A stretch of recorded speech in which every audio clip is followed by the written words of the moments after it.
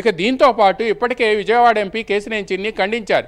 కేశిరెడ్డి రాజశేఖర్ రెడ్డి తన సైటు పక్కన సైటు హైదరాబాద్లో ఉంటే ఇద్దరం కలిసి కన్స్ట్రక్షన్ చేద్దామని తెలిసిన తర్వాత ఇతని గురించి తెలిసి నేను విత్డ్రా అయ్యాను, అసలు ఆ ప్రాజెక్ట్ కూడా రాలేదు అని చెప్పారు. కానీ కేశినేని చిన్ని ద్వారా లోకేష్ దగ్గరికి వెళ్ళాడు అనేది మరో కట్టు కథ.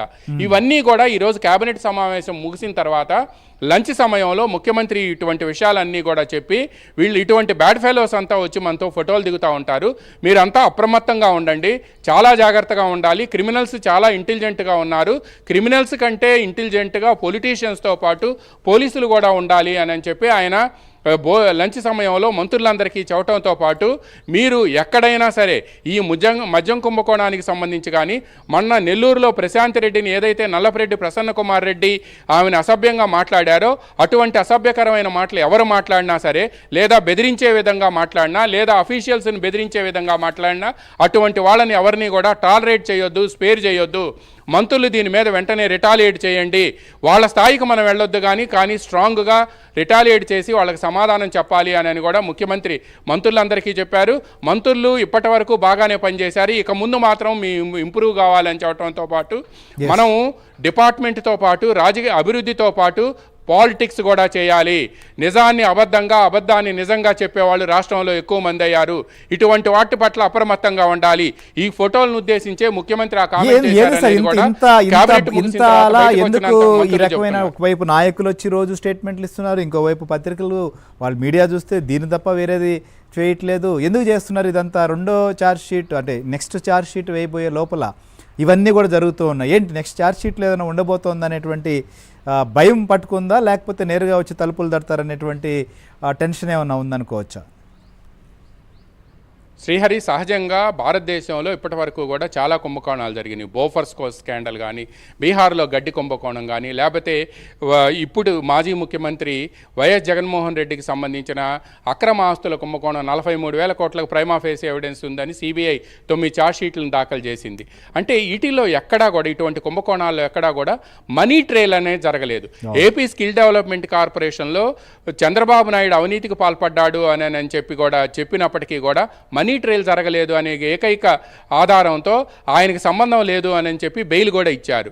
అయితే ఇప్పుడు మద్యం కుంభకోణంలో ఆంధ్రప్రదేశ్లో జరిగిన మద్యం కుంభకోణం 3,500 కోట్ల రూపాయల కుంభకోణంలో మనీ ట్రయల్ బయటకు వచ్చింది. ఎప్పుడైనా సరే ఒక ఎంబెజల్మెంట్ ఆఫ్ ఫండ్స్ అంటే నిధుల దుర్వినియోగానికి సంబంధించి ఎప్పుడైనా సరే ఒక కుంభకోణం మీద దర్యాప్తు జరిగే సమయంలో డబ్బులు పట్టుబడితే ఆ కుంభకోణంలో మనీ ట్రయల్ జరిగింది అని స్పష్టంగా అర్థమవుతుంది. కోర్టులు వీటిని కాగ్నిజెన్స్లోకి తీసుకొని వీటిని కాంక్రీట్ ఎవిడెన్స్గా పరిగణించే అవకాశం ఉంది. అదేవిధంగా 11 కోట్ల రూపాయలు పట్టుబట్టడంతో పాటు వెంకటేష్ నాయుడు అనే వ్యక్తి ఏదైతే అతను డబ్బుల కట్టలతో బయటకు వీడియో వచ్చిందో ఇవన్నీ కూడా వైసీపీ నేతల్లో ఆందోళన రేకెత్తిస్తున్నాయనేది తెలుగుదేశం వర్గాలు చెప్తున్నాయి. అందువల్లనే వీళ్ళు ఇప్పుడు ఈ ప్రచారానికి తెగబడ్డారు అనేది కూడా టీడీపీ వర్గాలు నిన్న చెప్పాయి. ఈరోజు ముఖ్యమంత్రి కూడా కేబినెట్లో అదే విషయం చెప్పారు. అంటే ఇప్పటి వరకు కూడా ఈ మద్యం కుంభకోణంలో ఎవరైతే రాజంపేట వైసీపీ ఎంపీ ఉన్నాడో మిథున్ రెడ్డి, ఆ మిథున్ రెడ్డిని అరెస్ట్ చేయరు అని భావించారు. కానీ అతనికి ఈ కుంభకోణంతో సంబంధం ఉంది, ఈ పాలసీని ఫ్రేమ్ చేసేటప్పుడు కూడా అతని పాత్ర ఉంది.